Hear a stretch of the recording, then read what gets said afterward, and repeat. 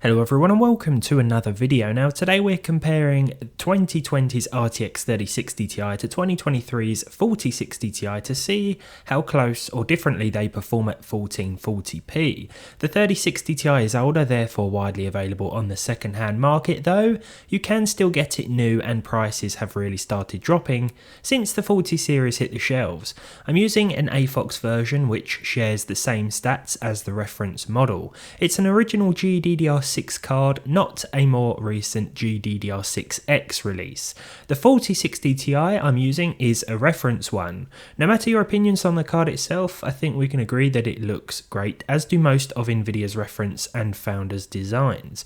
This also has 8 gigs of GDDR6 and was marketed as a high frame rate 1080p GPU, though it is more than capable of 1440p gaming just like its predecessor. Both the 3060 Ti and 4060 Ti are running in my modest but capable i5-12400F system. The 4060 Ti is a PCIe X8 card, so results may differ when used as part of a PCIe 3.0 machine. Let's get into some benchmarks. The first game I tested today was Cyberpunk 2077. Here we're using the high settings with high crowd density and high textures as well. For the 4060 Ti we saw 66 FPS on average with a 1% low of 46 and a 0.1% low of 42. For the 3060 Ti we saw 59 FPS on average with a 1% low of 43 and a 0.1% low of 38, so those percentile lows were similar, but the noticeable difference was with the average. Keep an eye on the power consumption today as well, which may be of importance if you are conscious about the power consumption of your computer. For Red Dead Redemption 2 we have the ultra textures, but everything else was set to high. This can produce some fantastic looking results. The 4060 Ti hit 94 FPS on average with a 1% low of 75 and a 0.1% low of 62. The 3060 Ti was a little behind at 86 FPS on average, but again those percentile lows were closer, and overall both cards provided a solid experience at this resolution. And I should just say again that this game looks absolutely fantastic even a few years after its initial PC release. For Forza Horizon 5 this is generally very well optimised. It runs here with the Ultra preset on the 4060 Ti at 123 FPS with a 1% low of 107 and a 0.1% low of 103. In comparison, the 3060 Ti hit 103 at this resolution with a 1% low of 89 and a 0.1% low of 86. So there were definitely more noticeable differences here across the board with all three figures.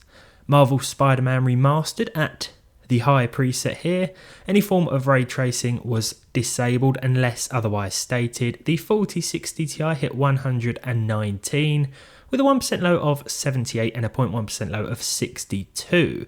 With the 3060 Ti, again those percentile lows were similar, but the older card pulled ahead ever so slightly in terms of that 0.1% figure, with a figure of 66 FPS. On average, this card was 8 FPS slower, but without the FPS counter enabled, I wouldn't be able to tell the difference just by looking at it, or feeling how it plays.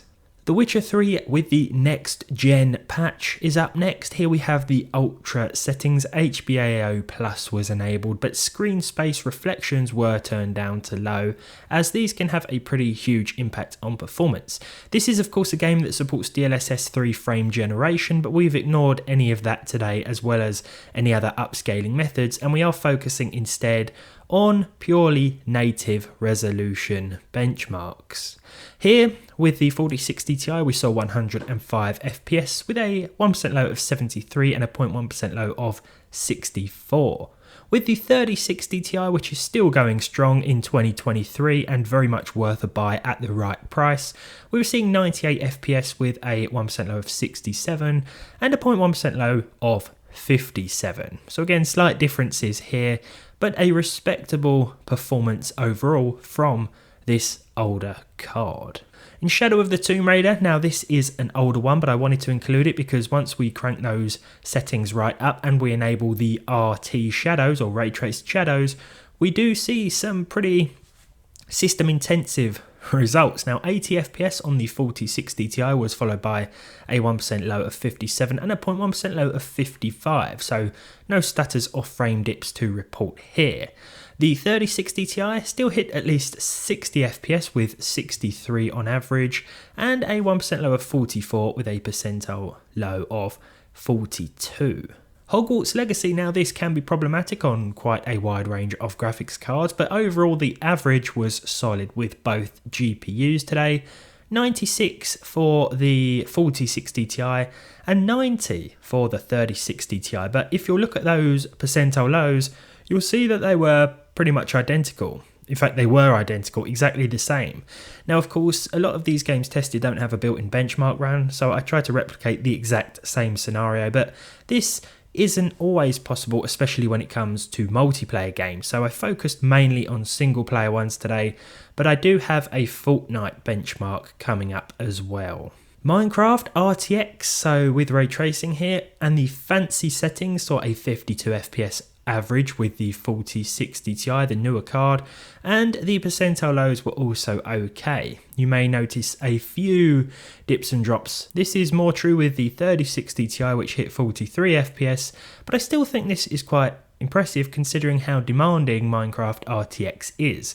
Now Minecraft, the traditional Minecraft, is actually really easy to run, but the RTX version, well, it certainly is very system intensive. It's a fine effort from both GPUs considering though.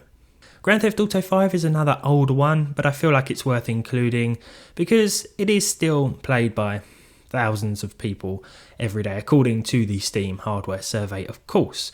Now we have the highest settings here with 2x MSAA. I actually enabled MSAA because leaving it off caused a few heavy stutters, because once it gets to a certain point, I think it's like 180 FPS, something like that, the game does exhibit some harsh frame drops. So enabling MSAA was best. The advanced graphic settings were also on and set to their respective maximum. Here the 4060 Ti managed 121 FPS on average with a 1% low of 92 and a 0.1% low of 74. The 3060 Ti wasn't too far behind with 113, 84 and 71 respectively. Finally then we have the aforementioned Fortnite benchmark, which is actually really demanding with the high settings. Once we've got Lumen enabled, it can really take a toll on a lot of hardware. Here we saw 68 FPS with the 4060 Ti, 56 as a 1% low and 46 as that 0.1% figure. So not too bad in terms of frame dips and drops. In fact, I started the benchmark after playing the game for 2 minutes on both cards, and I tried to stay around the same sort of area, although it is going to be a lot harder to replicate an exact scenario with a multiplayer game like this. I think you still get the general idea though, and the 3060 Ti still hit 60 FPS with 61 FPS on average, and again some solid percentile lows. Now of course I've had the 3060 Ti for a while, the AFOX version. It is one of my favourite cards. I think the 3060 Ti when it came out was brilliant, but of course it was very hard to get hold of if it wasn't massively overpriced due to shortages and whatnot. The 4060 Ti, definitely not the most popular card when it launched, I think that is more than fair to say, but that doesn't mean it isn't capable, and I'm sure we're going to see the price drop over the coming months. 3060 Ti's are still very much worth buying though, especially as the price is dropping. Of course with the 4060 Ti we do have access to the latest DLSS 3 frame generation tech as well, which is quite exciting in all honesty, but I hope you've enjoyed this comparison at native resolution, and if you did, leave a like on it, leave a dislike if you didn't. Let me know what you think of both of these cards down below in the comments. Subscribe to the channel if you haven't done so already, and hopefully I'll see all of you in the next one.